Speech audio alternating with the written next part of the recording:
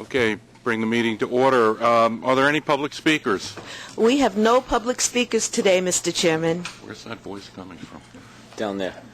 Oh, thank you. I know what I was going to say. All right. Okay. Do we have a motion to approve the minutes from the May 21st meeting? Any questions, comments? No? All in favor, say aye. Aye. Great. Are there any changes to the committee's work plan? No changes. Okay. I'll turn it over to Darrell Irick for his presentation. Good morning, Chairman and members of the committee. I'd like to start the briefing off with a report on operations from John Kivlahan. The performance highlights for the month of April 2012 and the past 12 months are on pages 12 and 13 of the committee book. I'll start with fleet reliability. For the month of April, the combined bus MDBF was 4,859 miles, or 30% greater when compared to April 2011 levels. When looking at our performance over a rolling 12-month period, combined MDBF was 3,656 miles, or an improvement of 5.8% when compared to the prior 12-month period. These results are the product of the investment in our maintenance program earlier this year. To a lesser extent, we have also benefited from a milder winter season. We are confident that our maintenance efforts have placed us in a good position as we enter the summer season. Next, I'll talk about service indicators for the month of April. The percent of scheduled pullouts for the AM and PM peak periods were 99.2 and 99.4% respectively. The percent of completed trips was 98.8%. When looking at our performance over a 12-month rolling period, AM and PM pullouts were 98.8% and 99.3% respectively, slight improvements of 0.1 and 0.2%. The percent of completed trips were 98.3%, an improvement of 0.5%. Again, this places us in a good position as we enter the summer season. That completes the operations report. Are there any questions? Yes, sir. For MTA bus, there's a decrease in mean distance between service interruption. In other words, it's getting worse, I think. Am I right about that? It's down 4%. Yeah, it's down. I'm just wondering, with the increase for all of them in mean distance between failures, why would we see a worsening with service interruptions? Service interruptions takes into account for sick passengers or anything that's Right. Okay. whether it's a chargeable roll call or not. So that's a gross number. We had to start with the chargeable interruptions first and move on to non-chargeable roll calls. Is there something going on? One question is, what's going on here that's causing this? I don't think that there's any specific cause. It's just that is the gross number when you take in all types of roll calls, whether it be non-chargeables and chargeables. That number will fluctuate. The focus up until this point has been on the mechanical failures. And that's improving. It's just even in a 12-month average, it seems that MTA bus has some set of problems are going on there that's causing service interruptions, other than our equipment. So I'm just curious as to what that might be. No, but it is equipment related. But again, there's two basic types of failures. One is a mechanical failure that the location could prevent. As we categorize it, it could prevent that roll call from happening. And then there's roll calls that we do not charge the depot with. So that fluctuates. It could be fare boxes, it could be loose panels. But as John stated earlier, the initial effort that we put into our maintenance program earlier this year focused in on mechanical failures. No, that seems to work. But my point, I'll just make it one more time, is even on the 12-month rolling average for MTA, but just for MTA bus, there's something going on, and I as opposed to transit. So if you could take a look at that and see what's we'll appreciate it. We'll take a look at it. I mean, for a passenger, a delay is a delay, whether it's chargeable to the shop or the failure of the bus, or it's a flat tire. I think there may be some reporting phenomena in there, too, because if you look at MTA bus relative to New York City Transit, they are much better. I think it might be some reporting issues with the older data.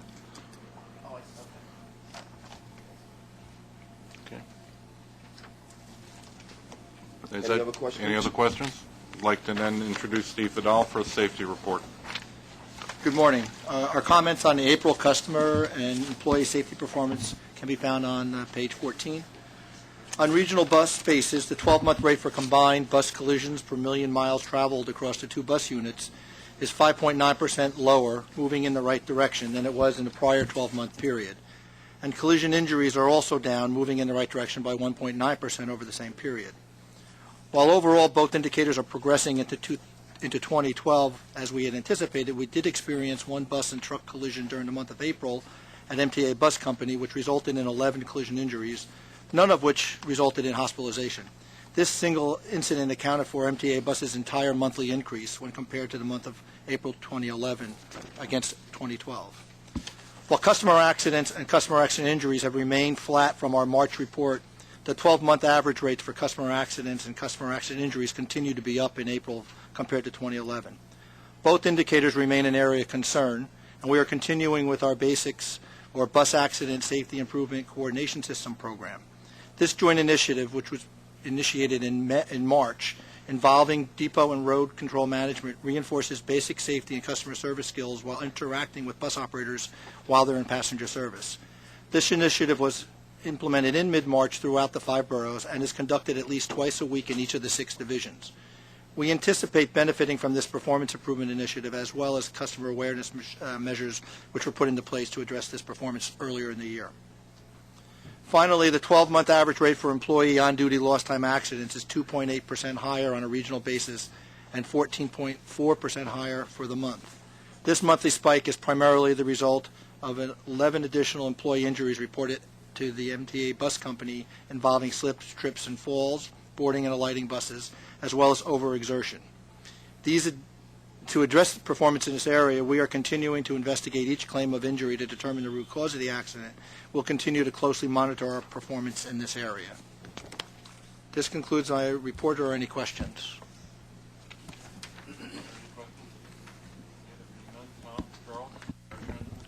Yes, thank you. Good morning.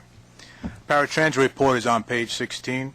For the month of April 2012, accessorized paratransit ridership was up 5.2% compared to April 2011 levels. 12-month ridership levels were up by 2.9% in accessorized. Over the 12-month period ending April 2012, there was a 2% decrease in the monthly average of accessorized requests for service. The favorable no-show trend continued in the month of April as accessorized passenger no-shows declined by 29.6%. This completes the paratransit report. Okay. Are there any questions? Yes. Kelly. Subject of the public hearing, is that going to be addressed during this committee or the board, or how is the public hearing we had on The finance, that will be on the... finance committee meeting? And I'll turn it over to Tom Del Toro for our financial and procurement reports. Good morning. The April ridership report is on page 15 of the committee book. For the month of April 2012, overall average weekday ridership increased by 1.5% when compared to April 2011. MTA Bus average weekday ridership rose by 3.3% in April, and New York City Transit Bus increased by 1.2% for the same period. Average weekend ridership in April was down at New York City Transit Bus by 0.6%, but increased at MTA Bus by 3.6%, resulting in a flat combined ridership level. Express bus ridership on weekdays increased by 5.8% in New York City Transit Bus in April and rose 1.8% in MTA Bus, resulting in an overall combined improvement of 4%. A look at preliminary ridership data for May 2012 indicates that ridership levels declined slightly when compared to May 2011. Average weekday ridership at MTA Bus declined by 0.5% from last year, while New York City Transit Bus ridership declined by 0.8% for the same period. Moving on to the expense and revenue report that's summarized on page 17. Year-to-date April 2012 fare box revenues for fixed route are lower than budget for New York City Transit Bus by 0.3%, but better than budget in MTA Bus by 2.8%. Overall, fixed route fare box revenues are almost $0.7 million or 0.2% higher than budget through April 2012.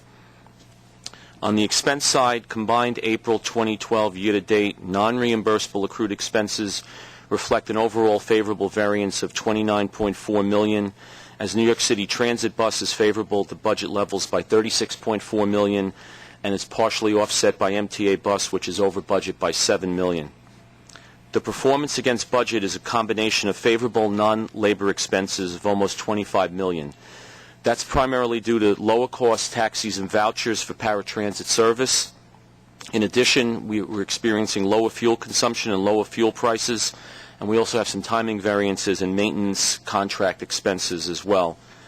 On the labor side, the overall favorable variance of 4.5 is due to timing of fringe benefit expenses, but it's offset by unfavorable salary and wage expenses of $700,000 resulting from higher overtime that's related to the maintenance program that John mentioned earlier. That's it for the finance and ridership reports. Yes, Commissioner. You show a 1.5% decrease in regional ridership for the 12-month period. Yes. Now, is that less people, or is that less people paying fares? The 1.5 you're citing is less ridership. That is less people, and that it accounts for people who have been counted through MetroCard and cash. So it's people. It's people. It's paid people. It's paid people. So people are riding and not paying, we're not counting them in our statistics. For these purposes. For these purposes. Correct. And are we, my understanding is there's some program underway now to actually account for the people who are not paying? Well, let me, there are a couple of different things going on. Earlier today during the Transit Committee meeting, Alan, I made the following statement, and the police commissioner has since put out a report. As you know, over a month ago, I met with the police commissioner. In the last 28 days, they have performed 996 bus inspections throughout the city. And at the same time, year to date, they've had 1,205 arrests for theft of services, representing a 72% increase year over year. This new effort has just started, and I think we'll see the fruit of this relatively soon. Okay, and I think that's great, and I am aware of your conversation with the police commissioner and at least one of the district attorneys, and and I applaud that. Is there other things that we can be doing on these buses? Public service, using our advertising space to advise people that people who don't pay the fare are subject to arrest. Something at the fare box that indicates that's something on the buses. Yes, there will be, a coordinated campaign towards this effort. I think the first level is the enforcement, because I actually do believe that what should be in the newspapers tomorrow will go a long way for a deterrent in this area, both here on the bus side as well as on the subway side. Great. Thank you, Mr. Chairman. I believe that the meeting between Joe and the police commissioner went extremely well just after Joe was stopped and frisked as he entered the building.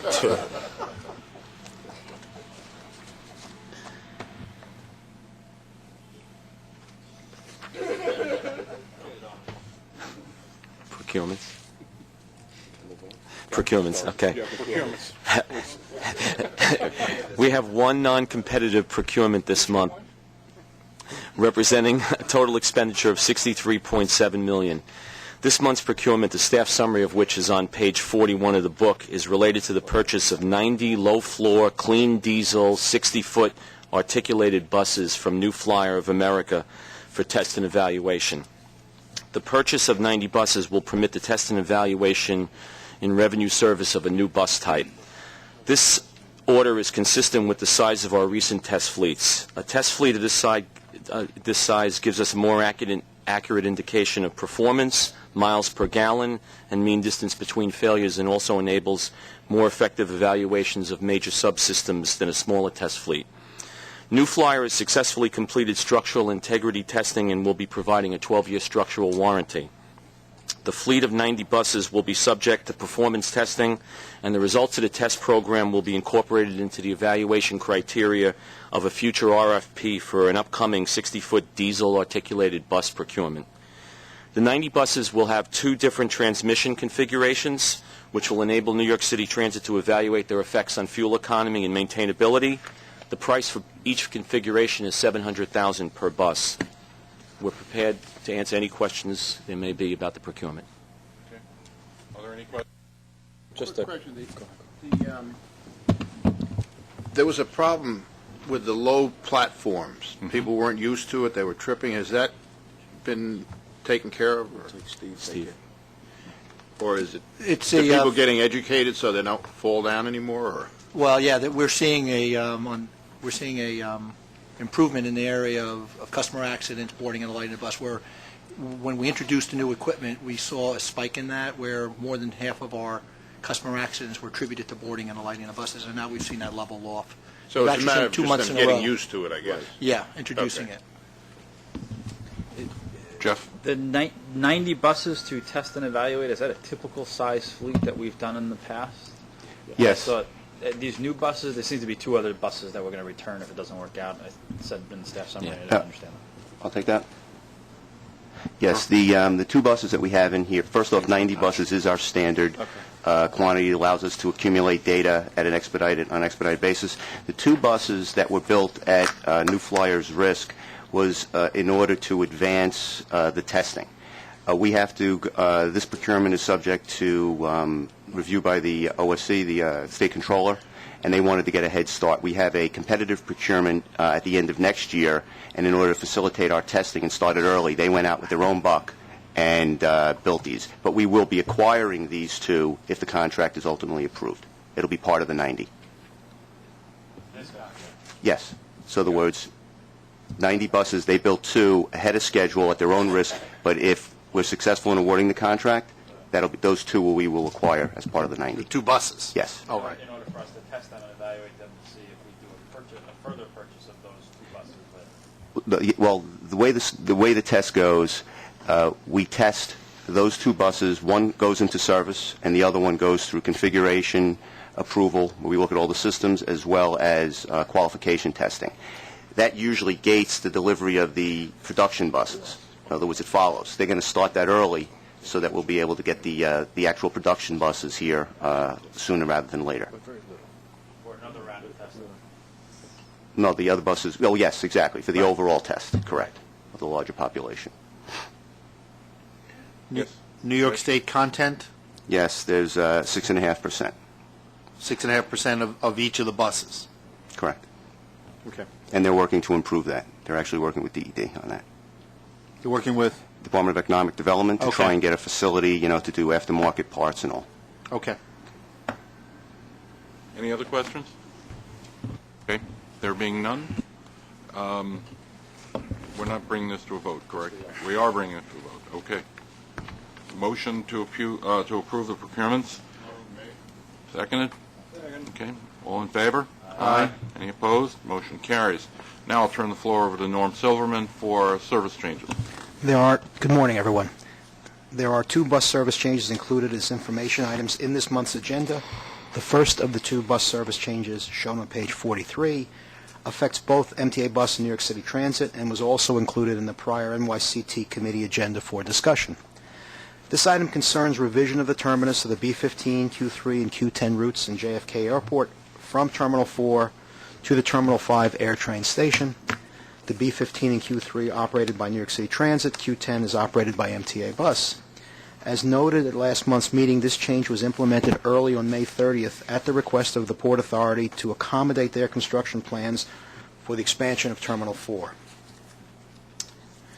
The second item on page 49 of the book relates to 73 New York City Transit bus schedule changes on a total of 59 routes proposed for implementation in September 2012.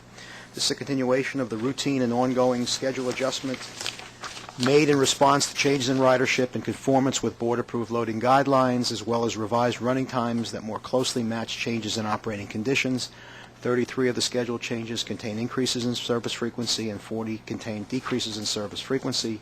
64 of the 73 bus schedule changes affect less than 10% of the route's revenue seat miles operated. Implementation of these changes is estimated to cost $1.7 million annually. These costs are incorporated in the 2012 NYCT operating budget. Are there any questions on either of these 2 changes?